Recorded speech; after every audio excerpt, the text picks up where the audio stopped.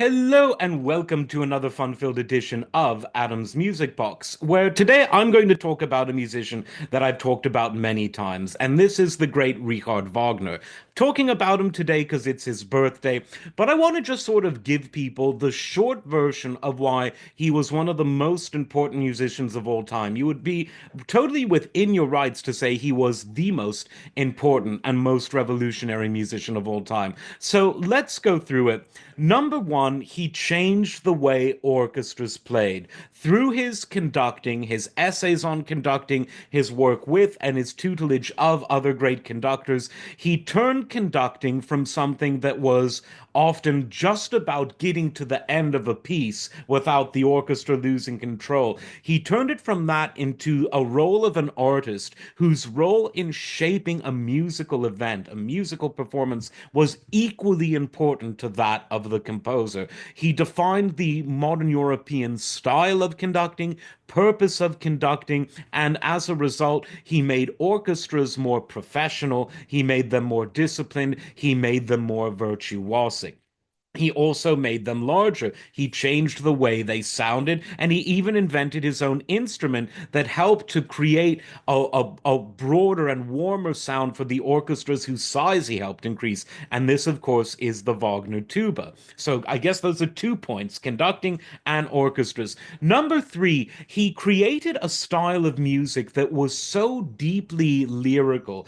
It wasn't music that jumped from one concept to another the way that a poor driver might shift a manual gearbox. Instead, he was someone whose music flowed from concept to concept, leitmotif to leitmotif, theme to theme, and he did it seamlessly. He was able to transition from one emotion to another and one musical theme to another through crescendi, diminuendi, through subtle changes to the chords and the harmonic structure of what was going on. And he was able to therefore create long and unbroken pieces of music without the sort of radical shifts that would make an audience break from the fantasy, from the metaphysics that he was creating with his music. Total revolutionary.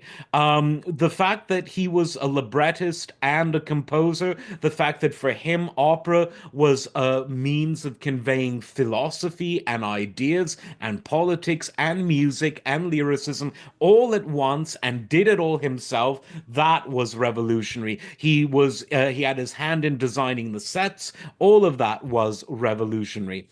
The fact that he didn't write many pieces outside of the opera, but the fact that excerpts from his operas, both instrumental and sung, are part of the standard romantic repertoire of European music. His overtures, his preludes, other just excerpts from his operas. They are performed at concert halls. They have been recorded so many times on standalone single LP records and tapes and into the modern digital era. It shows that he created sort of mini symphonic poems within his operas. So while he was an opera composer, I would say that the kinds of music played at concert halls and the kinds of things you'd frequently buy at a record store are maybe even a more enduring part of his legacy and not something typical of most opera composers. He was a great democratizer. He was himself a young revolutionary in the literal sense, but he democratized the concert-going experience. When he had his hand in designing the Bayreuth Festival Hall, he didn't want boxes and segregated tiers. He wanted a semicircular bowl shape so that every member of the audience, irrespective of their background, could have equally good vision and sound, vision lines and lines of sound in terms of how they would hear the acoustics. He wanted the experience to not be determined by the class or the economic background of the audience member, but by their willingness to love and appreciate the music. That was revolutionary. He was commercially successful too. He was the artist as the celebrity. He was the Michael Jackson of his era. Everyone knew him from New York to London to Germany to everywhere in between France. They His name was huge. He could fill up concert halls, and his works continued to make a lot of commercial money, even after his death. That itself was very revolutionary, even though we think of music as a commercial exercise these days. And that was democratic too, because he didn't have to rely on as many patrons as as many of his predecessors. He was a man in the world. He had patrons, don't get me wrong, but his music was commercially successful. He was a great essayist. He wrote so much about music, music conducting, analyzing the only musician he really looked up to, the great Beethoven, who is probably the only musician in the European tradition who might be even more important than Wagner. He wrote his great essay on Beethoven's Ninth Symphony, tied it in with conducting, wrote about his political views. He was a Renaissance man and so important. And his music today,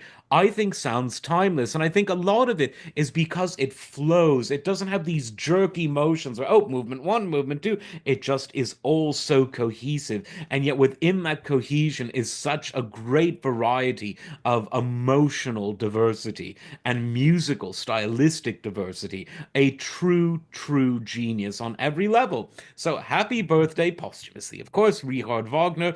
I think people will be listening to you for centuries to come. Like, subscribe, and we'll see you next time. Take care.